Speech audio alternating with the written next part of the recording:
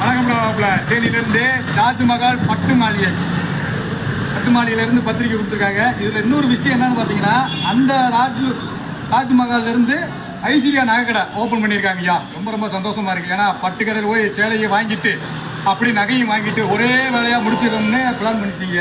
ரொம்ப மகிழ்ச்சி. ஏன்னா இப்ப எங்க போனாலும் சரி நகைக்கடை ஒரு பக்கமா இருக்கு, துணி கடை ஒரு பக்கமா இருக்கிறதுனால வாங்க முடியாம இருந்துச்சு.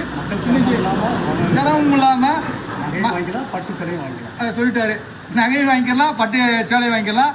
அப்போ கூட சொன்னேன், எங்களை மாதிரி குடிக்காரங்களுக்கெல்லாம் எப்படின்னு எல்லாத்துக்குமே வந்து கம்மியான ரேட்டில் கொடுத்துக்கிட்டு இருக்கோம்னே. யாரையும் பெரிய ஆளுங்க சின்ன ஆளுங்கன்னு பார்க்காம விவசாய குடும்பத்துக்காக தள்ளுபடியாக ஒரிஜினல் நகையாக கொடுத்துட்டு இருக்காங்கண்ணே. நீங்கள் வந்து பார்க்கலாம் அப்படின்னாங்க. நான் ஞாயிற்றுக்கிழமை கிளம்பி வாரையா கண்டிப்பாக தாஜ்மஹால்லையும் பேண்ட் சட்டை எடுத்துட்டு நான் ஐஸ்வர்யாவில் நகையை எடுத்துட்டு வருவோம். ஆமாம், ரொம்ப மகிழ்ச்சி. வணக்கம்.